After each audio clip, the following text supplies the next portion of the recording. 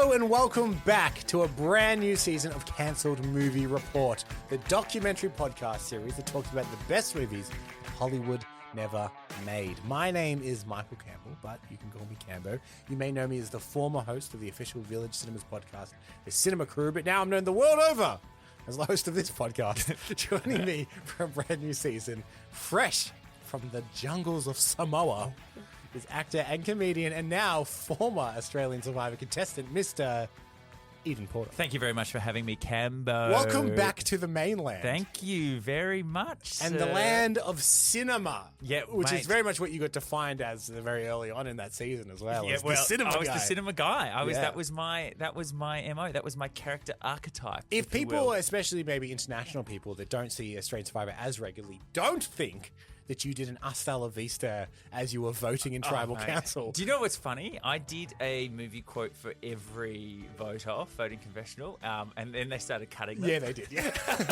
They're like, yeah, we don't. Sometimes you were just in the montage. Yeah. They're like, we don't need to hear V for Vendetta. We don't need to. I did a good one for Top Gun as well, which was because I have my mustache. I'm Goose, and I'm like, but Goose isn't going to die at the end of this. Maverick's the one that's going to go down. Nice. Like that. So did you? God, I'm hoping for a segue here. Do any from Ghostbusters? Ghostbusters? I didn't. I may have said who are you going to call? Wow, that's a coincidence, Eden. Really? Does that work, Kevin? The first episode we're talking about a bit of 80s nostalgia for all the Gen Xers and late millennials here. We're talking about a cancelled Ghostbusters film. We've been inundated with people going, in this very moment. This has been requested by Gunnar Glenn from Mississippi. Love it. And William from Pennsylvania in the United States. They begged us. They begged us. To come back. We're having a wonderful holiday. Well, you, not so much. You were in the jungle. But we came back just for them to talk about Ghostbusters Hellbent.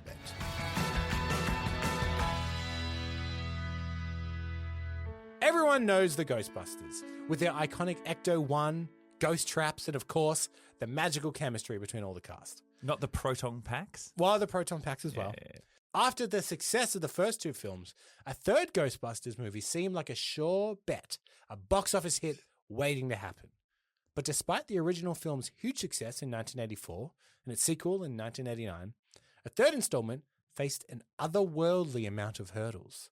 Why did a project with such huge potential vanish into the ether? And why did we wait over 30 years to see our favorite Ghostbusters back in action? I've got two words. Bill Murray is the reason why it never worked. William Murray will occur throughout this episode as a hurdle for this. Yes, look, famously, Bill was very apprehensive to return. There was somewhat of a pact about, do we do it if we can't get all of them, etc. But I thought there was legal ramifications. They had to all agree, or at least they had to get his blessing. And yes, there was all kinds. And there's a Ghostbusters 3. The project specifically we're covering in this is called Ghostbusters Hellbent. Because there's different ones, isn't there? There's a lot. And there's actually a bunch of history that we're going to go through about the different versions. Some are Bill, some are not Bill. It gets quite confusing and it goes for quite a while. Great. So we do need to dig through all of this. But before we get into that, I think I feel safe in assuming you're a Ghostbusters fan. Big time. Yeah. I think the first movie came out the year of my birth, Cambo. And the first movie you saw in the hospital. Yeah, exactly. Yeah. As I came out. They wheeled a little projector and a screen and they pulled it down. That's exactly right. They, I think it's generally regarded as pretty much a perfect comedy film. The first one. The first one. Yeah. Ironically, can I tell you something? Sure. I've watched Ghostbusters 2 way more than I've watched Ghostbusters 1. Really? Because we recorded Ghostbusters 2 off the telly on VHS. Yeah. This is, it's an old recording system for our younger fans out there. And so we had that and we would just watch that verbatim for like all the time. So you're more aware of haunted paintings. I'm more aware of and don't let the bed bugs bite. Yes. Like all of these old we watched that a lot. I think Ghostbusters is a movie they're desperate to make a franchise, but I don't think. I don't know. Okay, but it's not. It's lightning in a bottle. It's like it's the perfect. Like to me. The first Ghostbusters, and this isn't like a revolutionary thought, but I feel like it's something that I don't see as much. the best part of the first Ghostbusters isn't necessarily the ghost busting. It's just kind of a story about like the American system and entrepreneurship and like small business. Yeah, it's about a small business. They're pest control. Exactly. For ghosts. It's kind of grimy. It's about pest control, and really it's a movie about starting a small business in America, and the American dream and the Reaganism. And everyone has 3 mortgages on their house. Yeah, yes. Yeah. And then I feel like none of the other ones are. No, they're all world building. Yeah. Yeah. Like the ghost busting is the fun wrapping of this interesting kind of story about entrepreneurship and small business that makes it interesting. Which is funny that the new ones that we've got, the actual real new ones, is you could actually do quite a good film with the old decrepit Ghostbusters being old and decrepit and fat and play into that and like, hey man, we're really sure. Because that's sort of what the first one was. It was like there was sort of not like loser overweight guys that were trying to do this, but they didn't do that. They did like, we'll get the next generation of Ghostbusters in and we'll do this stuff. And they were like, have you seen Stranger Things? Oh yeah, let's do Stranger Things. Small town. We'll get the kid. Can we get the kid? Can we get one of the kids? Can we get the main kid? No, you can get the other one. Yeah, that's fine. So let's run through the history of Ghostbusters 3. A lot of this information have come from many different places, but the central hub, there is this, will not surprise you, an entire Ghostbusters wiki. What's it called, Cambo? Tell us what it's called. No, I think it's just called like Ghostbusters.wiki. Oh, so it's not like the Wikipedia. Like Wikipedia an Ectopedia would be quite good, But they centralize a lot of information from different websites into this one place, which was very convenient for me. Yeah, very. This starts in 1989.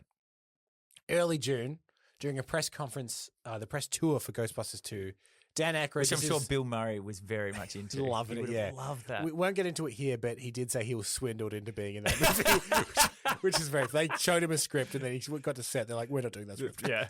And you've signed. So early June, the press tour for Ghostbusters 2, this is the first time Dan Aykroyd discussed the possibility of doing a third movie. So it was from the jump. Yep. Like Ghostbusters 2 was either releasing or just about to release, and they were already talking about Ghostbusters 3. There wasn't really too much more information until 1993, where in an interview in Playboy, Dan Aykroyd expresses doubts about further exploiting the Ghostbusters franchise, but mentions there's a possibility of this. There's a great story that would reassemble the team. So maybe. He's not sure, but he thinks there could be a good story out there. 1996 now. Again, a lot of this is going to be Dan Aykroyd because he is the man fighting tooth and nail to keep this franchise alive. Yeah, correct. Aykroyd's interest in a third movie is renewed. He discusses with Sony the idea of a new, younger Ghostbusters team and begins working on a script, like a new draft with Tom Davies. Chris Farley and Will Smith were both considered for roles in this version, with Chris Farley playing a bumbling nephew of Ray Stantz. Great casting. For 1996. Yeah, really Couldn't good. think of a better nephew to Ray Stantz. And Will Smith, is this pre-Men in Black? Yeah, that was 1997. So just Fresh before that. Prince. Yeah, okay. Yeah. Cool. This could have been, because I mean, Men in Black is pretty much Ghostbusters. That's what I mean. Yeah. He essentially did do Ghostbusters in the end. So it's been renewed now. We're now in 1997. And it's reported that Aykroyd and Harold Ramis are now working on an outline that includes a new team. And Aykroyd offers Bill Murray just a cameo role because at this point, Bill Murray is still pretty much flat out refusing to ever come back. Got swindled into the second one. Doesn't want to do it anymore. He's a grump. But work begins on a draft without Murray. So he turned down the cameo. And Aykroyd completes a story treatment. Now, this is the first Ghostbusters 3 that people maybe heard about. You hear about a 90s cast, Chris Farley. Some people said maybe Ben Stiller, Will Smith. These are all great 90s Ghostbusters people. Great. To be clear, do not do that now. Do not do that. I don't want to see that anymore. Do not get the corpse of Chris Farley. Do not do that. This is a story treatment that has found its way online. Love it. And this is not the one we're going to cover. But if you're a subscriber on our Patreon, we will read through the 1997 treatment for you guys on there so you can hear all the differences. We're going to do it after the second part releases, just in case of any overlap. Separation. In case there are story elements that bleed in, we don't want to spoil anything for you. But this is the first indication that it is now happening. And I've actually pulled from 1998 a clip, a news report that actually makes it official. Ghostbusters 3 is now much more than an apparition, as Dan Aykroyd and Harold Ramis have begun working on the screenplay. The director of the original film, Ivan Reitman, has met with the ghost-busting duo and may executive produce the third installment. So there you go. That was the first time it had been publicly, officially promoted and announced. And how about that 90s music in the background? Bring it back. That was so Bring it back. good. You know it's from the 90s when you have that. Yeah. So, we're now in 1998. We've got a story treatment. It seems to be focusing on a new team of Ghostbusters.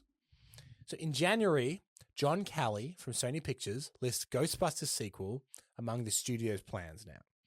And on February 10th, Aykroyd comments that a treatment has been ready and acknowledges that there is still no interest from Bill Murray.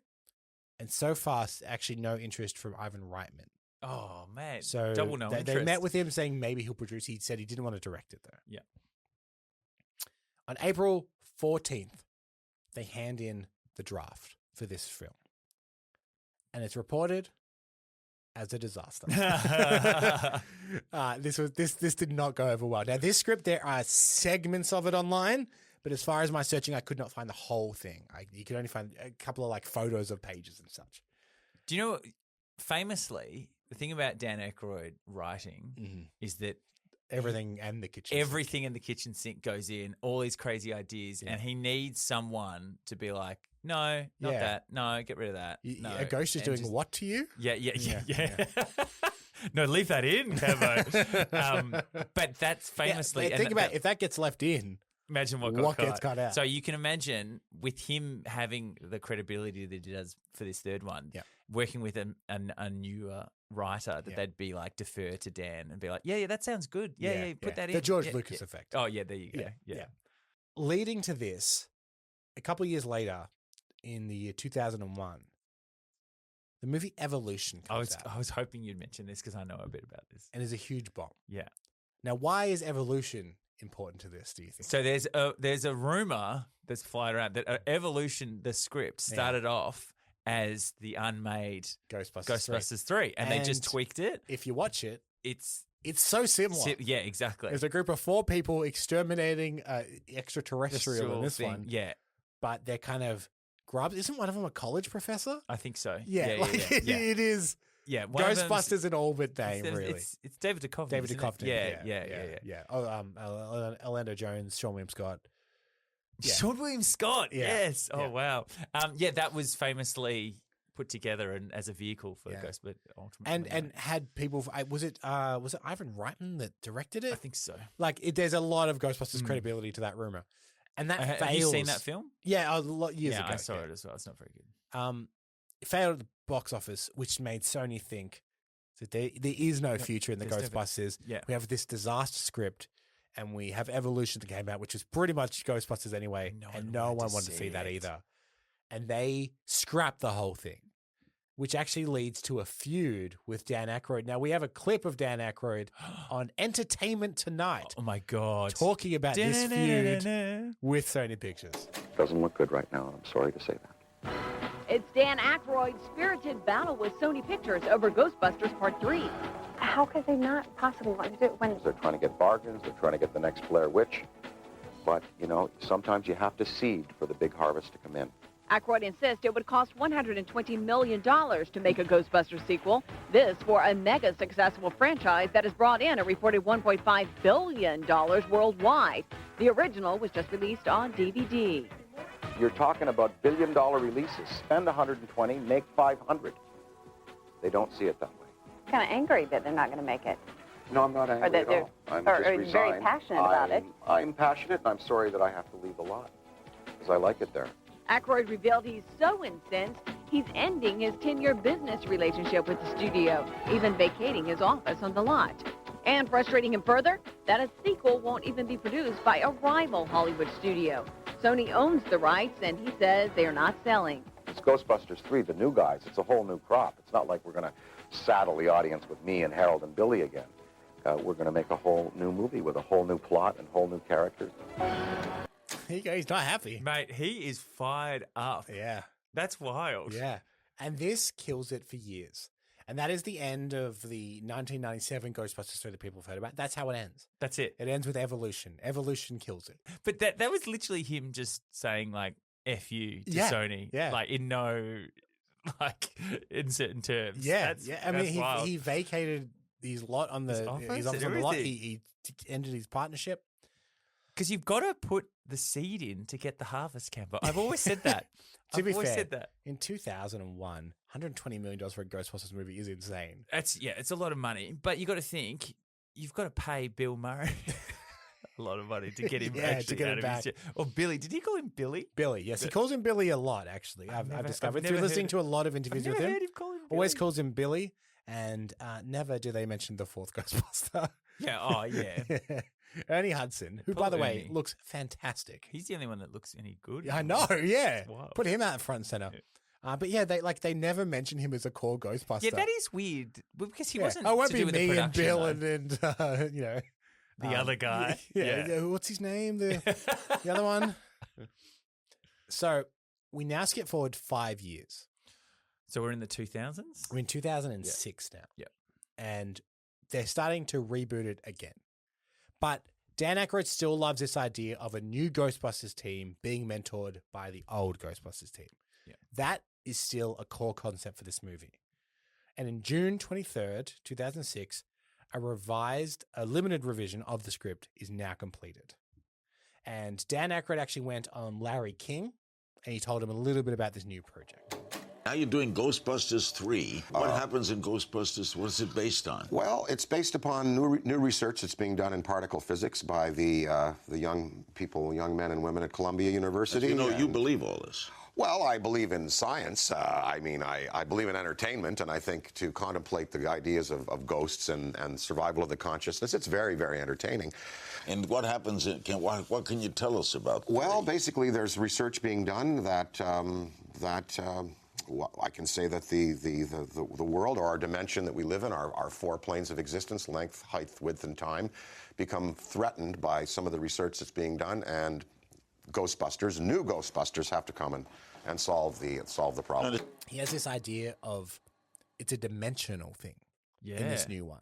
Something is threatening an entire dimension. Well, there's this idea that ghosts aren't actually ghosts. Mm-hmm. It's other dimensional beings that we can't Are comprehend. you reading the same research out of Columbia University? Correct. That Dan Aykroyd is reading? Hang on, I'll just take my mask Oh off. my God, it's Dan him! Aykroyd. And he's got a Crystal Head vodka.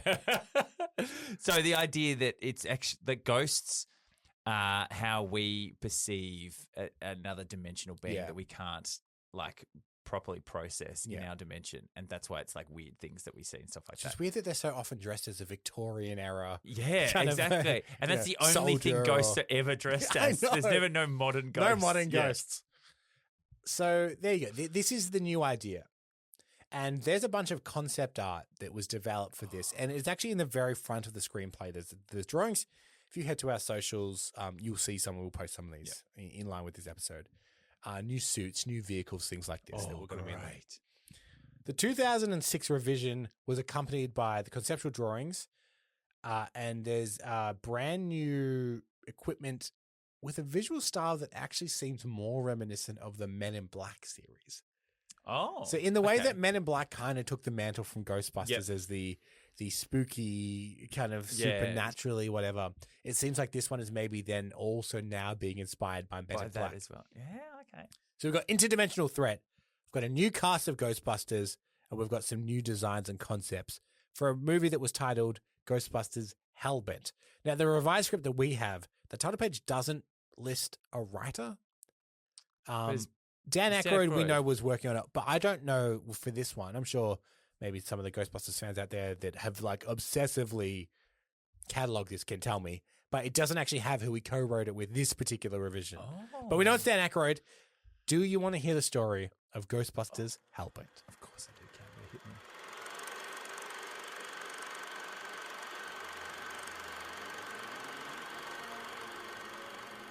me. We open on the melancholy face of a weathered statue. It's scarred by time and the elements. The scene transitions to the Trinity Church graveyard, shrouded in mist. As we journey through the graveyard, we encounter the tombstones of some of the city's famed financiers. We come upon a gravestone glowing softly in the dark. It belongs to a J.J. DESSETER, a noble figure that lived from 1858 to 1938, whose epitaph reads, "A simple servant of God's will." Suddenly from the ground rises a spectral figure of DESSETER himself, still adorned in his luxurious 1938 attire. He urgently makes his way through the city. The ghostly apparition finds himself in the new Wall Street, specifically at the Core Bank Plaza in Spire. Inside, a cleaner kind of obliviously goes about it. You know, they've got the classic cleaner's got the headphones on. Ghost goes past. Ghost goes past, like all those films. There's always a ghost going past. But there's like a Godzilla in the background, or alien invasion. Yeah, they don't know. Spider-Man and... Yeah. DESSETER smashes through the building's revolving doors. He is enraged and is causing chaos at a local bar called Claire's, leaving patrons screaming in terror. And despite his rampage, he seems lost. He's yearning for the familiarity of the old Lamplighter Tavern. In a desperate attempt to find help, the bartender scans a list of emergency numbers, and his finger lands on one name. Ghostbusters, and the theme music hits. So he's like looking up the phone numbers. It's like police, ambulance. yeah, Ghostbusters. You know what that reminds me of? The ghost running through the world and like everyone's sort of freaking out and stuff like that. The Frighteners. You know, there's like they don't know they're dead, and they're running around trying to grab people. They're being lost, like, and they're being like, "What's happening to me?" You know, yeah, that is a little bit frightening, isn't it? Great film. It was now see a jumble of technobabble, a complex intertwining of modern communication tools like email, microwave, satellite phones, computer interfaces. It's very much saying this is new, modern, cutting edge. Not in 2006 either. No, there's two of them. Yeah, there's two of them. Yeah. This chaos is punctuated by a voice on the phone saying, "You reached the Ghostbusters." So essentially it's saying that Ghostbusters have kind of modernized now. Yeah. They're in the future now. Yeah. You can email them. You can, they've got a website. They don't have to have, "Hello, Ghostbusters. What do you want? What do you want?" Yeah. We now shift to a desolate Hudson Highway bridge. Here, an 1989 Cadillac known as the Ecto 12. Oh, what? Weaves and swerves in traffic. And inside the car, we see all kinds of equipment flickering and buzzing. We meet the new heart of our stories, the Ghostbusters. And these are the new team that he had talked about. So there's 4 new Ghostbusters. There's Frankie. He's described as a pierced, purple-haired, short, stocky, muscle-bound Jersey punkster. Oh, a punk. A punk. Okay. Lovell, a cool, lanky, handsome FUBU devotee with dreads. Now, they've done very well not to say what ethnicity he is. Yeah. But made it very clear. Shaggy. Yeah. There's MOIRA, this always comes into descriptions of female characters. A fit, clean, compact Italian Jewish gymnastics champion with a science undergrad. And lastly, there's Clara. She's the youngest of the group, a beautiful Hispanic you don't like college. them being beautiful, Cambo? They didn't mention. Actually, you know what? They said Lovell is handsome. Yeah, okay, there you go. Fair There point. you go, mate. Come on. But a lot of it's like, there's a beautiful athletic woman, you know. She's also and then fit. there's also some guy. Yeah. Probably me or something. I don't know. So they are in the Ecto 12 heading across this bridge. So we've got 2 female Ghostbusters. 2 female. Who would have thought? A female Ghostbuster? 2 might be the magic number. We all know that 4 was a big no-no to the internet.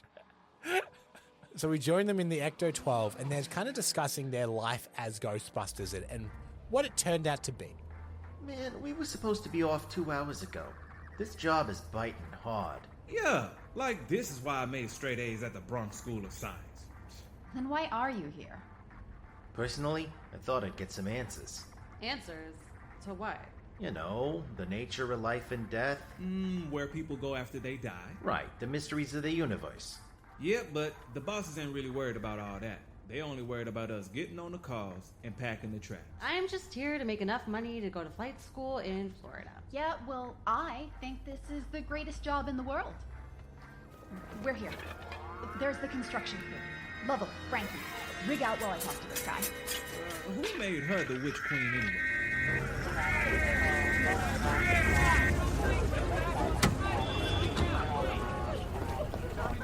Ghostbusters, what do you got? I got a spare to repair here, but I can't do it with this thing that's been going on here since we started the repairs. Yeah? What's it look like? That guy, or that guy, he's up there now getting ready to, do his thing again. How much of a dead guy? Top half, bottom half, head, arms, butt, what? Most of them's there, sort of. Sounds like you got a full fixed repeater. Class 4. Me and Lavelle will stream it. Moira, you pop the trap. I brought 2. Let's get it done.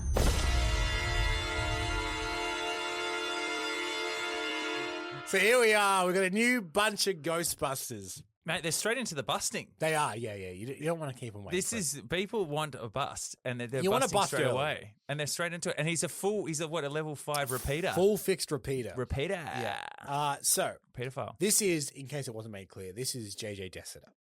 Okay. He is causing panic. He's now on a bridge, and he's kind of like jumping off the bridge and then reappearing, and that's why he's a full fixed repeater. Oh, that's why. I thought he was going to repeat his job that he did. No, he's repeating like, the same thing. Okay.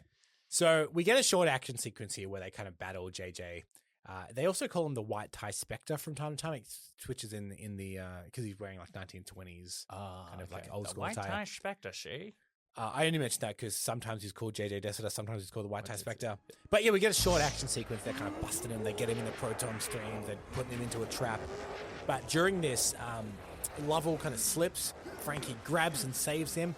But all of their equipment falls off the bridge. Oh, no. Into the water below. So they've neutralized the threat, I guess, but they lost all of their equipment along the way. They're on the bridge, kind of, re-teaming after this, and suddenly a new figure emerges from the mist on the bridge. This is their supervisor, Dr. Nat Colby. Oh, okay. This is a 10-year-old boy with a very prominent cranium. Wait, what? What? And eyeglasses, wearing a specially tailored Ghostbusters uniform. Hang on. What is going on here, Kembo? So it's this like super genius 10-year-old kid called Nat that is their supervisor. Oh, I don't like this at all, Kembo. No, it's so weird. Oh, I don't like this at all. And this concept has survived several of the Ghostbusters 3 treatments. Not always called Nat Colby, but there was always this like young genius kid as part of the Ghostbusters. I guess you got to sell toys to kids or something. Anyway, this young 10-year-old with a prominent cranium, he comes. He's their supervisor. He kind of asks them, what's the situation? They explain what happened, and they start heading back towards the base. And Nat tells them that maintenance, they'll come and they'll retrieve their capture from the river. Can I just tell you, I can see visually. You mentioned coming through the smoke. Yeah. It's the big shadow. And then it gets smaller. And it gets smaller. Yeah, that's a good point. And then yeah. it comes, it's just a kid. What? I hate this, Kembo. Because you know it's going to go So we're now outside the Ghostbusters main office at night, and the firehouse garage has undergone major renovations with the new advanced facility replacing the old fire hall. The garage bears the iconic Ghostbusters logo and the slogan "Ready to Believe You" since 1985. What about the Ghostbusters 2 logo that they actually built that had a giant 2? It was doing that. It didn't say there's a Ghostbusters 2 logo. Ridiculous. Maybe it's a Ghostbusters 3 logo. Well, as well. maybe. So we actually see the garage doors open and several more ecto vehicles exit. This is a big operation. More. So inside the garage, there's a bustling atmosphere. The facility is a mix of modern technology and vintage vehicles from the 1940s. Everyone, including all the mechanics and staff, wear white lab coats. And the environment is filled with the sounds of welding, air sprays, machinery noises. So this has become like a huge franchise at this point. This is taking the single line from Ghostbusters 1 where Bill Murray says, the franchise rights alone will make us rich, but like this is that. And normally in most Ghostbusters sequels, the Ghostbusters are like failures. Yes. But this one is like, oh, it's been around for like years now, and this is like an institution. Yep. Like they have a lot of money, they have a lot of equipment. So suddenly, the garage door opens, and the Ecto-12 with all the new Ghostbusters enter to meet. Welcome home. The last time I saw you guys was the day before yesterday. It's been busy, Doctor. Oh yeah? Got any time slips? Any full traps? 1 FRV, Class 4. Let's see. Well, that would be difficult, as the trap is now sunk into the bottom of the East River. Lavelle and I are gonna fish it out. We know just where it fell. Right, Lavelle? I thought you said you can't swim. Janine, And what's this? Looks like a mutiny. I gotta see Egon and Ray. No one gets in till they're finished. It's been 3 days. Hey, maybe they're cooking up something that saves the company. No one gets in. Sorry.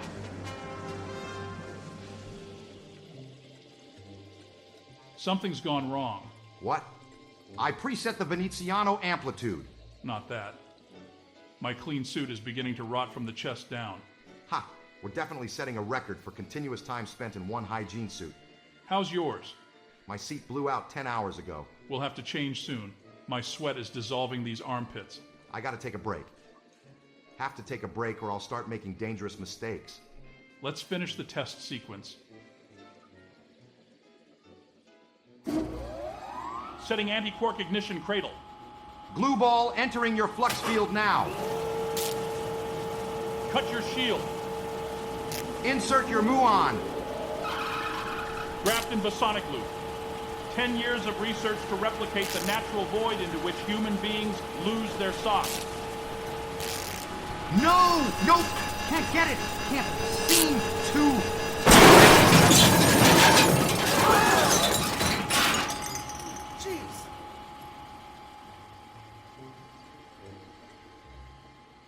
When I jiggled the string, I knocked it off the cradle. I'm sorry. I'm so sorry. It's all right. We should have stopped hours ago. It takes months to assemble those glue balls.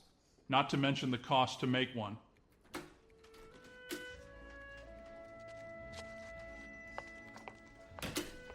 I could have killed us all. Like my last mistake did to him. We could all be memorials up on that wall. Ray. You didn't kill Venkman. It was an industrial accident. He lost his grip and slipped. But he was trying to help me. Peter Venkman was the chairman of this company. He called the shots on what we were to research. He was obsessed with developing his foolproof love potion, and it cost him his life. Ghostbusters, what do you want? We were all merely instruments in his hands. Egon, it's a New York hospital. It's Father Trinodius. He's dying. But is he really dying? He says so. He says he's really dying this time. You want to talk to him? This might really be it. Got the box? Yes, I've got the box ready.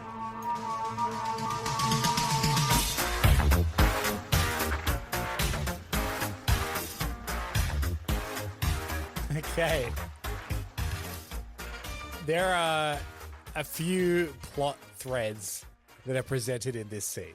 Mate, Bill Murray, they just kill him off. Yeah. Straight up. Yep. They Straight said he up. died in an industrial accident. He was trying to invent a love potion. Yeah, okay, this is wild. Of course, then they hear that Father Trinodius is dying, and they're excited by Are this. we meant to know who Father Trimotius is? No. Because I do not. But you meant to wonder why are they Why excited? do they want someone to die? Do they want Exactly. something to do with ghost busting or something? I don't know, Cambo. Before we get to that, we do see a Ghostbusters storage facility.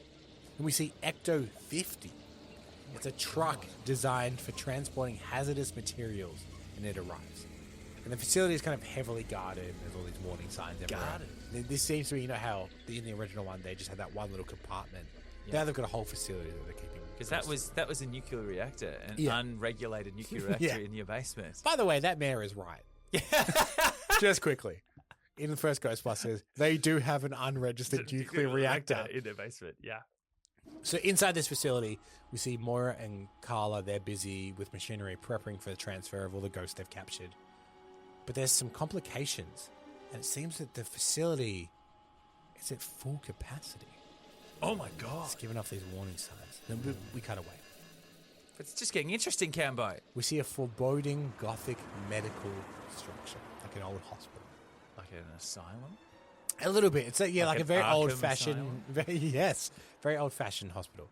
And Ray, Stantz, and Spengler, they move along with this kind of 3x3 foot box. And they get out of an ambulance and they rush into these emergency doors into this old hospital, looking for Dr. Trinodius. Father Trinodius. Yeah. The scene then moves into a room full of all different religious figures. We've got priests, nuns, bishops, rabbis. The discussion ensues about the VIG, the Vatican Investigative Group, and its chief administrator's kind of significant role about possession and death and the afterlife. Please tell me Russell Crowe is in there as the Pope's exorcist. But we do meet Father Trinodius. He's an 86-year-old man, and he's lying in a hospital bed. He asks them, "Have you brought it?" And they bring out the box. And they start putting him through these weird, bizarre tests. One of which is kind of like he get him to hold a light bulb and see whether he can transfer energy into the light bulb. They're testing all these different things, but they're not quite sure what it is. But he seems to be able to control this light bulb with his mind. And they seem to think that this has some kind of connection to the spiritual realm. And they're saying that because he's just about to die, has there been some kind of portal open, and is he getting energy from the spiritual realm, being that he's about to pass through? Yeah, okay. This is the idea. There's a tense moment where it seems like Trinodius is just about to die. He's just about to pass into the afterlife. And they want an insight into what that exact moment is. This is what they're trying to test. And as he's dying, he's giving his perspective about everything he sees. The lights at the end of the tunnel kind of situation. He's walking towards the light, and as he's walking, suddenly the light goes down and down, and then suddenly it's gone. And suddenly he's yanked back from the light, and he shoots up in his bed, alive again. But he's now in a coma. But it seems like he was dying, and then at the very last moment, he didn't die. And they're very confused about what's just happened here. The scene switches back to the storage facility. MOIRA is operating a transfer truck, and they leave the facility. However, once they're gone, something goes awry, and a containment breach occurs, releasing spirits, including JJ DESSETER, back into the city. So does the whole complex go? The whole facility breaks down. That's like an Act 3 and all of the ghosts start re-entering New York City. Like every ghost they've ever caught at this point. There's two problems now. At least the latest transfer. Yeah. Is back out in the city. Okay. You got Ghost back out in the city, and this Father Trinodius seemingly couldn't die. He couldn't die, Cambo. Interesting. So we're now back in the Ghostbusters garage. This is... We're now back in the... See what's called Hellbent? Yeah. We're now back in the Ghostbusters garage the next morning with Stantz, Spengler, Winston. They address the team from a kind of a raised platform. This morning, I have a multiple code purple increase in reports of supernormal events across the city. Get ready for a long day. And overtime. We spent a fascinating evening with our mentor, Father Trinodius, last night. The results of a post-terminal psychonetic test we did indicate that our friend tried to die and cross over into an afterlife plane, but was apparently refused entry. He left us this letter, and Ray places great credibility in our friend's belief that an afterworld does, in fact, exist. A reality plane side by side to ours, but only slightly out of phase with what you and I see. In photographic terms, the negative image to our positive picture. If our friend's own incomplete non-death is any indicator, then there may be blocked conduits to afterworld planes, if they exist.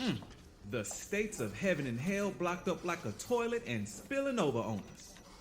Yeah, well, hell's gotta get full sometime. What should we look for? We should prepare for a flow of massive energy from the posthumous states back into our own material reality. Look for an increase in disturbances and activity, especially among the recently deceased. Okay, let's all go to work. I'll be watching. So Ernie Hudson should not be giving any scientific. He's just there for if there's a steady paycheck, then I'm your guy. Yeah, he's kind of he's not necessarily the scientist. He's in charge of like the staff. Yeah. Okay. He's like he's handing out the steady paychecks. Operations, yeah, HR, yeah, all that. Yeah, so it seems like the afterlife is just blocked. Yeah, it seems like it's full. It's full. Yeah. Not just their facility, but the afterlife is full. And now things are just coming back because there's not enough room in the afterlife. So we now see the exterior of the warehouse and all the ectos start heading out to the city to recapture all of these ghosts. We see a big montage of ghost busting as all the recently escaped ghosts run riot in New York City. I tell you one thing they do well, Ghostbusters. Ghost montages? Yeah, they do that well. Oh, it's a regular cab driver, is it? Yeah, I don't think so. again. So, more than that, we see people are raising from the dead too. Recently deceased grandparents are suddenly returning to life. People are crawling out of their freshly dug graves. People in body bags are sitting upright in ambulances. We see several Ghostbusters cowering in a graveyard, which is alive with a migration of the dead. Coffins are popping out like corks now. Caskets land all around them, splitting apart, and bodies walk out and head back towards the city. It's a cool image. I like it. It's pretty cool. So, essentially, they just have this kind of night from hell where everyone just keeps coming back from the dead. Yeah, it's like a night of the living dead. Yeah. Is that a new thing? Yeah, I just came up with that. I don't think it has legs. No. But of course, they can't keep up with this demand. They're trying to recapture all their old ghosts, but then new people if it's are coming people back not from the dying, dead. we can deal with that. If it's the dead coming back, Yeah. you got problems, Cambo. Well, we now cut back to the Ghostbusters headquarters, and it's absolute chaos in there. We have super animated dead people rising all over the 5 boroughs, trying to find their former apartments, homes, offices, cars. The police say General Grant busted out of his tomb. We've been in this line of work for a decade. We've never seen anything like this. Ecto Command, Dr. Colby. Yes, 1 second, please. Dr. Stantz, it's MARTA DESSETER. MARTA DESSETER, the 3rd richest woman in the history of the universe? I'd take that call.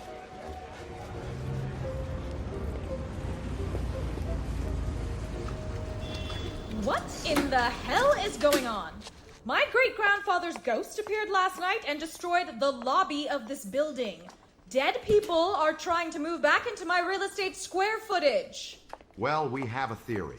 We have reason to suspect a certain sinister energy form, which shall remain nameless until we are in position to confront it firsthand in its own environment. And how do you propose to accomplish that? Alteration of the planar frequency around the 5 boroughs by a gluon phase reversal, enabling us to vibrate or agitate across the field, dividing us from what could well be a parallel reality. Think of it as lima beans, hopping across the surface of a hot sieve. Meaning you'll need money. To build a Heisenberg-Feynman loop provider. And new generation equipment for the teams. muon pots, particle greaves. Planar frequency attenuators, so we don't select the wrong environment. Which, if I get your drift, means the wrong environment in this case would not be such a bad place to end up. You're close to nailing it. I want to go along for the ride. There'll be limited seating. Can you come back once you get there? Just a matter of changing the flux and vibrating at the right frequency. Once we built the technology. How much? $9 billion. 9 billion. I'll have to think about it. Excuse me, gentlemen. I need to freshen up. Now, it's not a Ghostbusters film until they're being kind of chewed out in some kind of corporate office. Cambo, $9 billion. Yes. Said by Egon. They want to build a structure that will fluctuate between realities and realms at a certain frequency. At a certain frequency until they can cross over, and then they will land in the other dimension. The other dimension. But, And it's just got to cost $9 billion. $9 billion. But yes. But this is the 3rd richest woman in the universe. I don't know if you picked up on the last name, but JJ Desseter, this is MARTA Desseter. Oh, there you go. This is okay. like the granddaughter, the great-granddaughter. Yeah. Oh, yes. So, yes, he was clearly a big Wall Street man. That's where he went when he came back. This is his ancestor. But she is thinking about maybe she'll fund this device that will... Well, she wants to go there, Cam. Well, yeah, she's very interested in it. And the idea is they want to go to this other afterlife dimension and work out what's happening. Why is everyone coming back? But I love it how he just mentions, and I think there's an entity doing this that we're not going to name yet. Where's that come from? That's just Chekhov's entity. Yeah, wow. She kind of says, "No, I'll think about it," and then she goes into her private executive bathroom, and suddenly JJ DESSETER is in there, like on the toilet. She screams suddenly, and she runs and goes, Yes, whatever you need. $9 billion. And you just write a check. Yeah. So we now cut back to the Ghostbusters headquarters, and we see Stan Spengler, Nat. They're all engrossed programming on some terminals. They're essentially going to brief the team on their mission. These new Ghostbusters are going to have to go and find out what the hell is happening, and the OG Ghostbusters are going to brief them in on that. As you are aware, the city has been victimized by the dead. Our theory is that afterworld conduits are being impeded by a blockage, if you will, in a bottom plane of existence parallel to ours. We are now being severely impacted by this adjacent reality. A possible theory is that this action may be at the design of a specific intelligence. There's only one way to verify our deductions. Confront the source of this intelligence. How do you accomplish that, sir? By interlapping their spectra over ours, light, radio, magnetic, all the waves in their space-time lapped on ours for the few seconds we need to agitate you across into the target environment. We'll flux the planar phases of both realities by applying a gluon reversal using the Heisenberg-Feynman loop provider. Meaning we take a ride in this box. It won't be much of a ride. You'll wear the new hardware for defensive protection. Your mastoids will be implanted with a homing pulse so we can track you. Also, on this belt, there is an egress tab. It's protected by this pre-arming switch. This remote activates your agitation beacon for flux back to our plane. That is to be used only in the instance of terminal danger. You mean like clicking my ruby slippers together? In your case, exactly. We plan to extract you from here after 15 hours. You must never be separated from this apparatus. It must not be appropriated in any manner by the intelligences you might encounter. I'm glad you got it all figured out, but what exactly do we do when we get there? Find out who's in charge. Talk to them and ask them why all this stuff is happening. Then, come back and tell us. If you're not back in 4 hours, I'll stroke this key and we'll restore you to this plane in whatever condition you're in. Any questions? No questions. You want us to go to hell, confront the devil, and come back alive. Sure, you can put it that way if it makes you feel more comfortable. Oh, pretty simple plan. There you go. It's the plot. And so, but they're sending the young guys. They're not sending the veterans. That's right. Yeah. Okay. Yeah. So they're sending the newer team. So they mentioned the box, and that's essentially what they're getting into. It's a giant cube. The box. There's a giant cube in the middle of their warehouse with these kind of like doors that open. That's what's going to transport them across.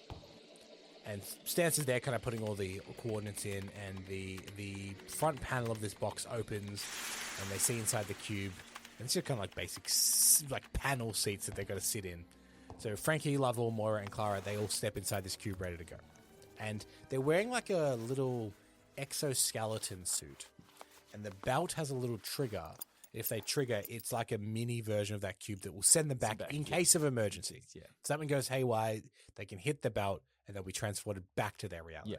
But only in the case of emergency, and do not let anyone get it. Because if someone else gets it, they can come. Then they can come over, Exactly. Cambo. So watch out. So the cube's interior is kind of slanted walls. It says it's bathed in hues of kind of green and white. Outside, they share a nod. They start pressing on the thing, and suddenly you start seeing purple and green and white lights from inside the cube sparking everywhere. From within the cube, they're not really sure what's going on. They're like, can you feel anything? I can't really feel anything at all. And they decide to exit the cube. And then emerging from the cube, they're greeted with a dim setting. The silhouette of trees and the Ghostbusters' safety light are the only sources of illumination. They take a moment to assess their surroundings, noting the absence of any equipment or any signs of activity in the warehouse.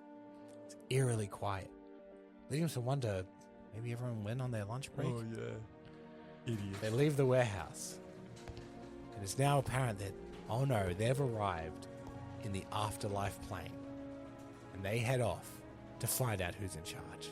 Oh, well, we have come to the end of part 1 of our cancelled movie report on Ghostbusters Hellbent. We hope you have enjoyed this episode, and we are so excited to kick off this new season. We have so much cool stuff to come, and we're so looking forward to you guys hearing it too. We hope you've enjoyed this episode, and we would love it for you to subscribe on any podcast platform that you choose, or more importantly, if you would just tell a friend. We're completely independent here at Cancelled Movie Report, and your support really does mean everything to us. And if you want to support us even more, we even have a Patreon. We've got a bunch of cool bonus stuff on there, including a couple of bonus podcasts that you can get your ears on while we're between seasons. And what do you think of the movie so far? And have we missed anything? We would love to hear from you. You can always get in touch with us via cancelledmovies@gmail.com or @cancelledmovies on all of the socials. And if there's a cancelled movie project you've always wanted to hear about, why not let us know? You can fill out the form in the episode description, alerting us to a project, and we may just give it the Cancelled Movie Report treatment, is how we started doing this report. We also have to thank our amazing voice cast, which included Dani Siller was MOIRA, Zadeh was FRANKY, Erion was LOVELL, Emily Ramirez was CARLA, Eshaana Sheth was MARTA DESSETER, Bill Sunderland was Nat Colby, and all of the dialogue from the original Ghostbusters was extracted from the Ghostbusters video game. I'm Michael Campbell. I've hosted and edited this episode, and Eden Porter was my co-host too, and we both produced the show. Make sure you're listening next week to find out what happens now the Ghostbusters are in hell. But if you can't wait, here's a sneak peek. Well, who in hell runs this city? Now look, you said you wanted to see the mayor. You want to see somebody who can get things done. Well, that's an entirely different story. Who would that be? You want the maximum monster in this burg? You're looking at a private audience with Mr. Sifwood. But until then, take care.